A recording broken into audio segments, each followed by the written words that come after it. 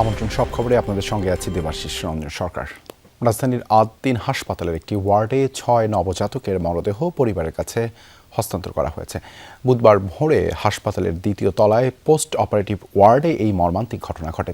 স্বজনদের অভিযোগ, কর্তৃপক্ষের গাফিলতিতেই নবজাতকদের মৃত্যুর কারণ জানতে উচ্চ পর্যায়ে তদন্ত কমিটি গঠন হয়েছে। দোষীদের সর্বোচ্চ শাস্তির ঘোষণা দিয়েছেন স্বাস্থ্যমন্ত্রী।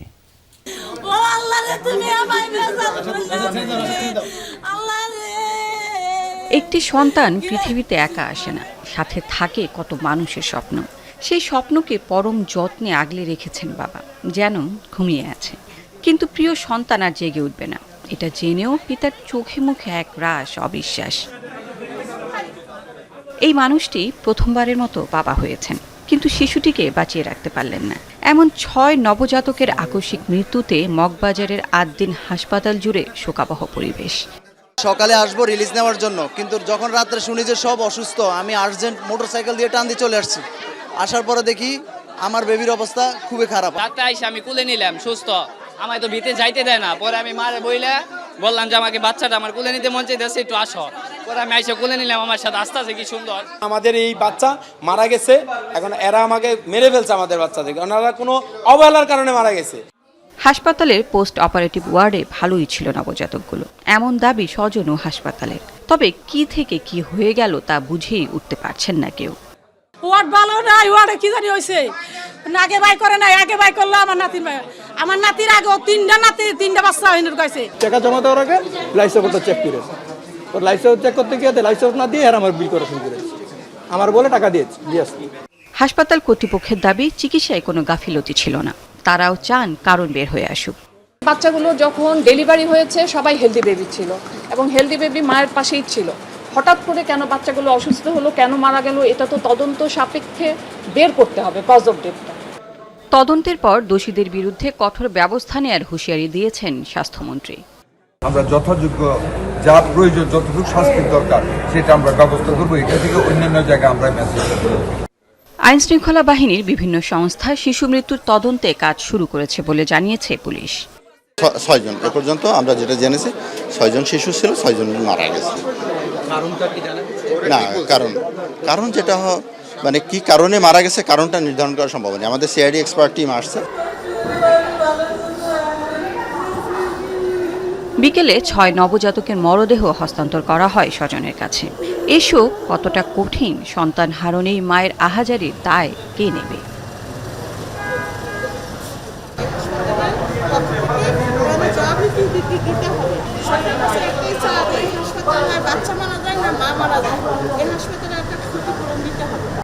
ঘটনা খতিয়ে দেখতে বিকেলে তদন্ত কমিটি হাসপাতাল পরিদর্শনে যায়, নথিপত্র যাচাই ও শিশু ওয়ার্ডটি ঘুরে দেখেন।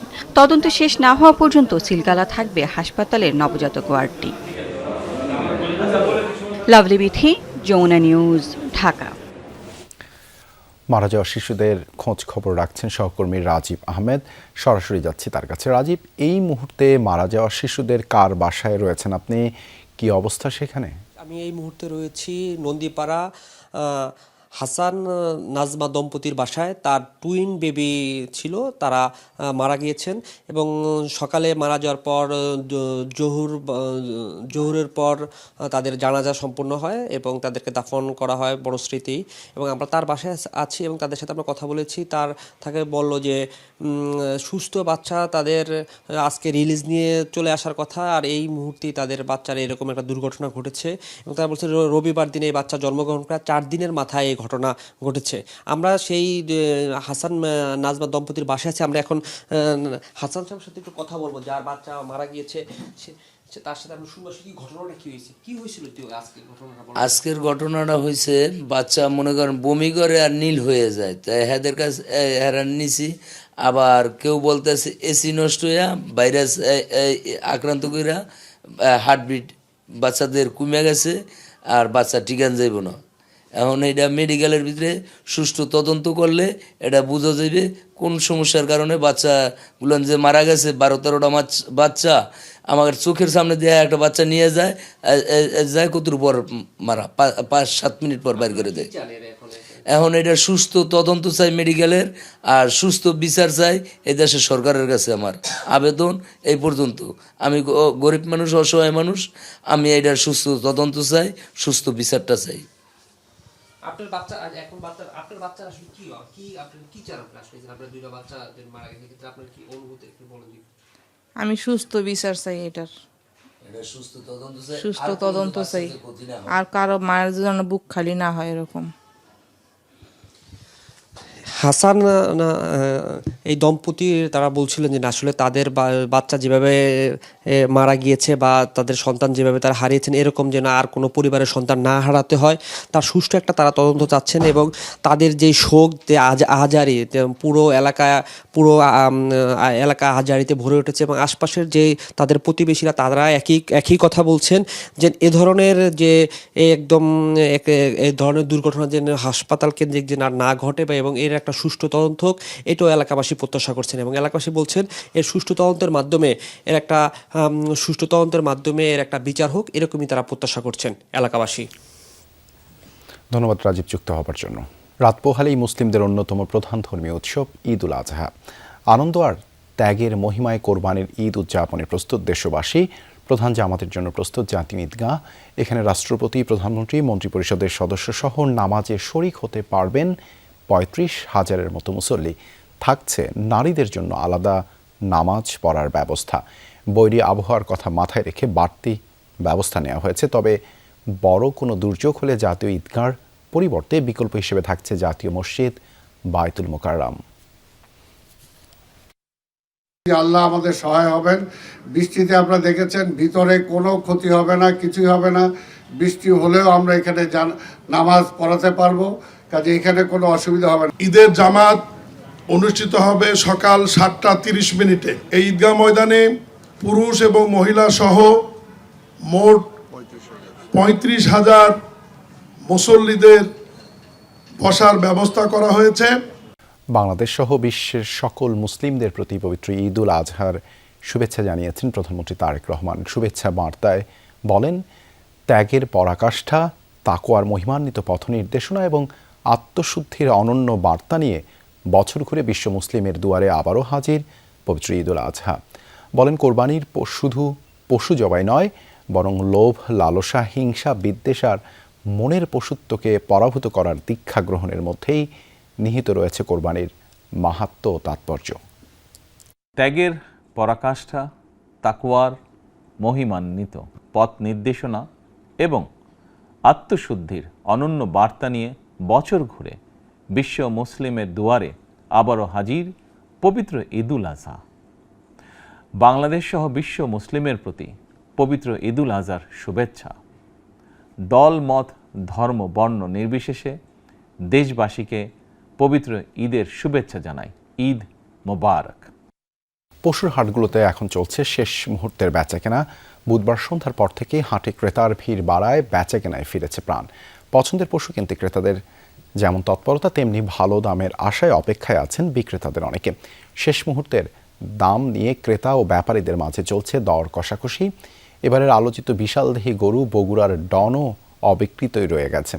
প্রথম দিকে 10-12 লাখ টাকা দাম হাঁকলেও এখন 7 লাখেও ক্রেতা নেই। কারো কারো অভিযোগ, শেষ মুহূর্তেও দাম ধরে রেখেছেন কোনো ব্যাপারী। তবে সবকিছু ছাপিয়ে স্বস্তির আভাস মিলেছে অধিকাংশ ক্রেতার কণ্ঠে।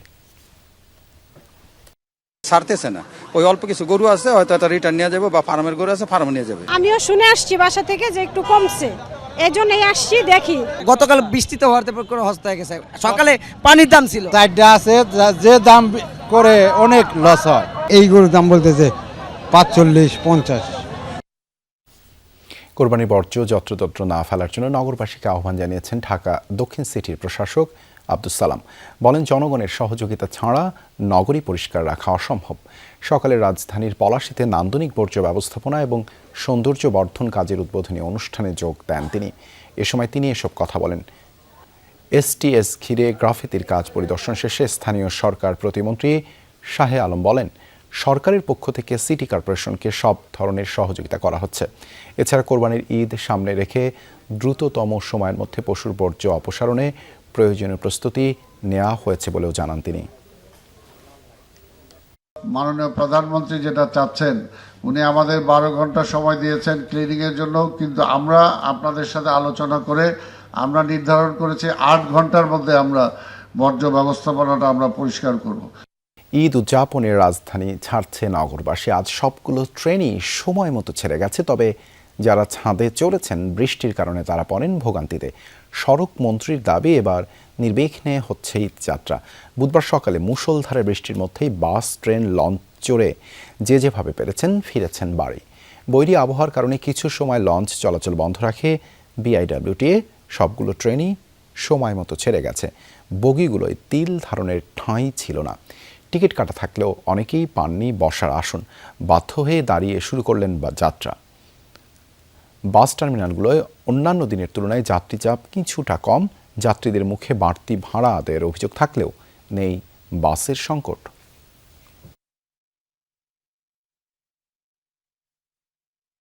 গাড়িতে যাইতে হবে, মা বাবার সাথে ঈদ করতে হবে। টিকিট কাটতে অনেক ঝামেলা, মনে করেন 7টা টিকিট কাটলে 2টা সিট দেয়। রেগুলার টাইমের থেকে অলমোস্ট 1.5 গুণ ভাড়া নিচ্ছে। সবাই চায় ঈদকে পুঁজি করে, এখন যাত্রীর চাপ আছে, সেখানে কিছু বেশি নেওয়া যায় কিনা এই প্রবণতা তো জেনারেশন আমাদের আছে, কিন্তু যেখানে আমরা অভিযোগ পাচ্ছি সেখানে ব্যবস্থা নিচ্ছি।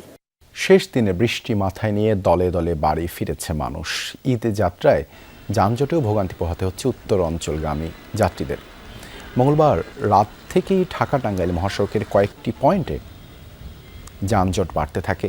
করটিয়া বাইপাস থেকে যমুনা সেতু পর্যন্ত প্রায় 30 কিলোমিটার এলাকা জুড়ে যানজটের ভোগান্তি পোহাতে হয় ঘরমুখ মানুষকে। বরাবরের মতোই বাসে বাড়তি ভাড়া নেয়ার অভিযোগ করেছেন যাত্রীরা। ঢাকা চট্টগ্রাম মহাসড়কেও যানবাহনের চাপ লক্ষ্য করা গেছে। পদ্মা সেতু হয়ে নির্বিঘ্নেই বাড়ি ফিরছেন দক্ষিণ ও দক্ষিণ পশ্চিমাঞ্চলের যাত্রীরা।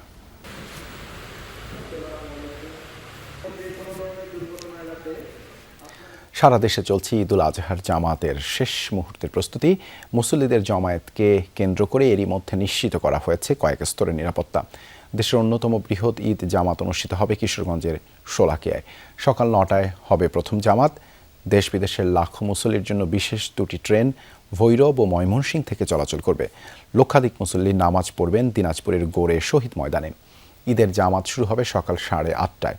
চট্টগ্রামে প্রধান জামাত অনুষ্ঠিত হবে জমিয়াতুল ফালাহ ময়দানে। সিলেটে শাহী ঈদগাহ ময়দান এবং রংপুর মহানগরীর কালেক্টরেট ঈদগাহ মাঠে সকাল 8টায় অনুষ্ঠিত হবে ঈদ জামাত।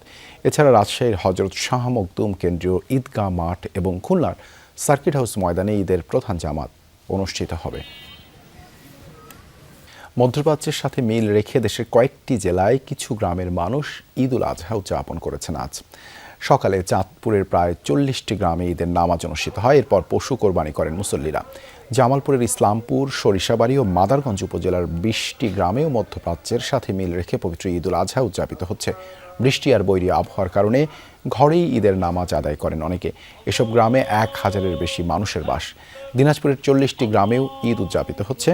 শহরের বাসুনিয়াপট্টি এলাকায় উৎসব কমিউনিটি সেন্টারে সকাল 8টায় হয় ঈদের জামাত। ভোলার অন্তত 5000 মানুষ ঈদ পালন করছেন। এছাড়া নারায়ণগঞ্জ, ঝিনাইদহ, পাবনা, সাতক্ষীরা ও পটুয়াখালীর কিছু গ্রামের মানুষও আজ ঈদ উদযাপন করছেন। প্রথম পর্যায়ে আমাদের গ্রামের লোক কিছু মৌখিক বাধা দিছে, কিন্তু এখন আর কোনো বাধা বিপত্তি নাই। ইনশাআল্লাহ আমরা 20 বছর থেকে খুব সুন্দর মতো ঈদ পালন করে আসতেছি একই দিনে। এখন আমরা কুরবানি করব কিছুক্ষণ পরেই, ইনশাআল্লাহ কুরবানি দিতে যাব। সৌদির লগে মিল করে আমরা একটা ঈদ করতেছি। রোজার ঈদ, কোরবানি দুটোটাই খুব একটা আনন্দ পাইতেছি। সবার লইয়া ঈদটা করতেছি। আমাদের দাদা ফিজা, তারও দাদা ফিজার আমল থেকেই আমরা এই সৌদি আরবের সাথে একত্রতা মিল করে আমরা এই কোরবানিটা করি। চামড়া ক্রয়ে ধীর গতি হলে ওয়েট ব্লু চামড়া রপ্তানির অনুমতি দেবে সরকার, জানিয়েছেন বাণিজ্যমন্ত্রী খন্দকার আব্দুল মুক্তাদির। দুপুরে সিলেটে চা শ্রমিকদের সঙ্গে মতবিনিময় সভা শেষে একথা জানান তিনি। মন্ত্রী বলেন, প্রান্তিক চামড়া সংগ্রহকারীরা যেন ন্যায্য মূল্য পায় সেজন্য সরকারের নজরদারি থাকবে, প্রয়োজনে হস্তক্ষেপও করা হবে। বাণিজ্যমন্ত্রী জানান, এসব উদ্যোগের মূল উদ্দেশ্য হল চামড়ার সঠিক সংরক্ষণ ও রপ্তানি আয় বৃদ্ধি। আগামী বাজেট ব্যবসা বান্ধব পরিবেশ ও বিনিয়োগ আকর্ষণ করার সূচনা করবে বলেও মনে করেন বাণিজ্যমন্ত্রী। আমরা যদি দেখি যে চামড়ার যারা কিনবেন তাদের কেনার প্রক্রিয়ায় কোনো স্লথ গতি, ধীর গতি আছে, প্রয়োজন বোধে আমরা ওয়েট ব্লু চামড়ার রপ্তানির পারমিশন দিব সাময়িককালের জন্য, যাতে যে চামড়াগুলি হাতে আসবে সেগুলি বিক্রি করতে গিয়ে যেন যারা সংরক্ষণ করবেন তারা কোনো বিপত্তিতে না পড়েন। পুড়ে গেছে ঈদের নতুন জামা পোশাক, আগুনে ভস্ম শেষ সম্বল। কালশী বস্তিবাসীর সহযাত্রী এখন কেবলই দীর্ঘশ্বাস, ধ্বংসস্তূপে খুঁজছেন স্মৃতিচিহ্ন। বাউনিয়াবাঁধে বস্তিতে লাগা আগুনে ক্ষতিগ্রস্ত প্রায় ৩,০০০ মানুষ, যাদের ঈদ আনন্দ বিষাদ শঙ্কায় পরিপূর্ণ। সরকার ও বিত্তমানদের সহযোগিতার আহ্বান ক্ষতিগ্রস্তদের। সোমবার সন্ধ্যায় রাজধানীর কালশী বস্তিতে আগুন লাগে, এতে প্রায় ১৫০ ঘর পুড়ে যায়। থালা বাসন, একটা টেবিল, জামা কাপড়, তোষক, এগুলো করছে। আগুন আইছে, আগুন আয়া পুড়ে গেছে সব। ফুলানে একটা তেনা বাতাসি না, মার্কেট করছিলাম ফুলানে লাগে এডিও গেল। এই যে এখন বর্তমান যে জামাটি আছে এটা হচ্ছে আমার বন্ধুর জামা, আর আমার যেটি আছিল সাথে ওইটি আমি আবার আজকে ধুয়ে দিছি। আগামী ১ জুন থেকে শিশু রামিসা হত্যাকাণ্ডের বিচার কাজ শুরু হবে বলে জানিয়েছেন আইনমন্ত্রী মোহাম্মদ আসাদুজ্জামান। তিনি বলেন, রামিসার বাবা বলেছিলেন তিনি বিচার চান না। তার সেই হতাশা ভরা কথার উত্তরে আইনমন্ত্রী বলেছিলেন, হতাশা শেষ হবে যখন এই হত্যাকাণ্ডের বিচার হবে। রামিসা হত্যাকাণ্ডের সুষ্ঠু বিচার নিশ্চিত করবে সরকার। ১ সপ্তাহের মধ্যে এই হত্যাকাণ্ড দ্রুত চার্জশিট দিতে বলা হলেও তার আগেই পুলিশ সেই কাজটি করেছে। বিকেলে ঝিনাইদহের শৈলকুপায় এক অনুষ্ঠানে তিনি এসব কথা বলেন। ১ তারিখে ১ জুন যে কোর্ট খুলবে, ১ জুনে রামিসা হত্যা মামলার বিচারের কার্যক্রম শুরু হচ্ছে। সুতরাং আপনারা ধৈর্য ধরেন। হাম ও উপসর্গে থামছি না মৃত্যু, ২৪ ঘন্টায় প্রাণ গেছে আরও ৫ জনের। নতুন রোগী ভর্তি ১১১৮ জন। ময়মনসিংহ মেডিকেলে নতুন রোগী ভর্তি হয়েছেন ১৪ জন। চিকিৎসা শেষে বাড়ি ফিরেছেন ২৭ জন। মোট চিকিৎসাধীন ৪৭ জন রোগী। এছাড়া সিলেট, বরিশাল, চট্টগ্রাম ও রাজশাহী বিভাগের বিভিন্ন হাসপাতালে রোগীর ভিড় রয়েছে। কোথাও কোথাও আইসোলেশন ওয়ার্ডে শয্যা সংকটে ভোগান্তি পোহাতে হচ্ছে রোগীদের। হাম ও উপসর্গের মৃত্যু না থামায় উদ্বেগ বাড়ছে অভিভাবকদের মাঝে। আতঙ্কিত না হয়ে সতর্ক থাকার পরামর্শ চিকিৎসকদের।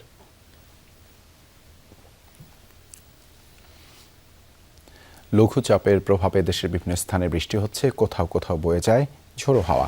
বুধবার সকাল থেকেই বিভিন্ন জেলায় ঝড় বৃষ্টি শুরু হয়। শরীয়তপুরের আদর্শনগর এলাকায় ঝোড়ো হাওয়ায় একটি ৪তলা ভবনের দেয়াল ভেঙে পড়ে। এতে নিচে থাকা টিন শেড খড়ের অন্তত ৫ জন আহত হন। ঘটনাস্থল পরিদর্শন করে পুলিশ ও ফায়ার সার্ভিস জানায়, অপরিকল্পিতভাবে নির্মাণ করা হয়েছিল দেয়ালটি। ফরিদপুরের ভাঙায় ঝড়ে গাছ পড়ে কিছু স্থাপনার ক্ষতি হয়েছে। বিদ্যুৎ বিচ্ছিন্ন বিভিন্ন এলাকা। গোপালগঞ্জে ভারী বৃষ্টিতে শহরের বিভিন্ন স্থানে দেখা দেয় জলাবদ্ধতা। আগামী কয়েকদিন দেশের বিভিন্ন স্থানে বৃষ্টির পূর্বাভাস দিয়েছে আবহাওয়া অধিদপ্তর।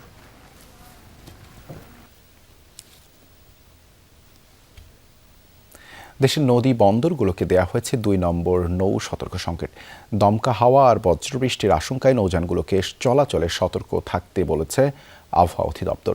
আবহাওয়া অধিদপ্তরের পূর্বাভাস অনুযায়ী বুধবার দেশের বিভিন্ন স্থানে দমকা অথবা ঝোড়ো হাওয়া সহ বজ্রবৃষ্টির সম্ভাবনা রয়েছে।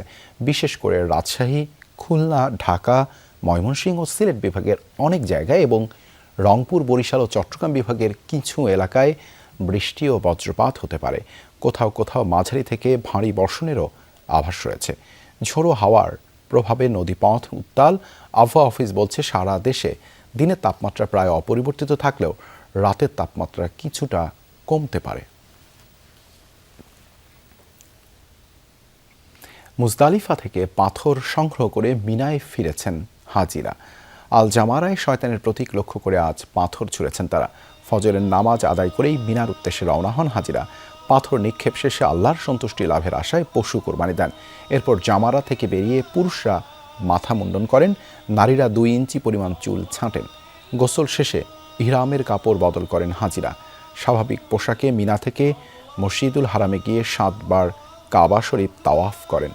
১১ ও ১২ জিলহজ সেখানে অবস্থান করে হজের বাকি আনুষ্ঠানিকতা শেষ করবেন হাজিরা।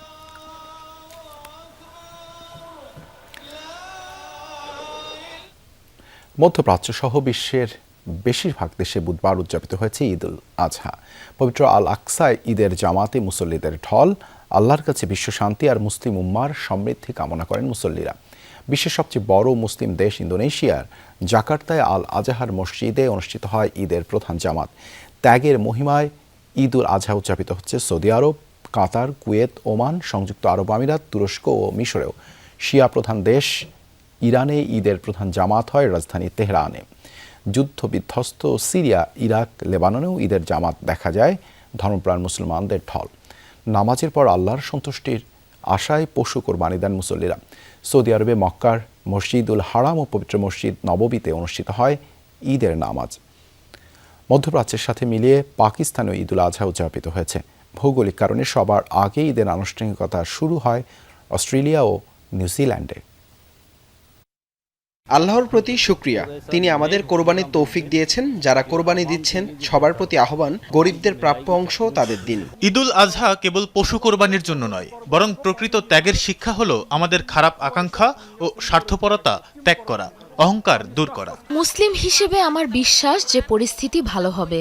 জানি না ইরান ও গাজার মানুষ আমাদের মতো উদযাপন করতে পারছে কিনা।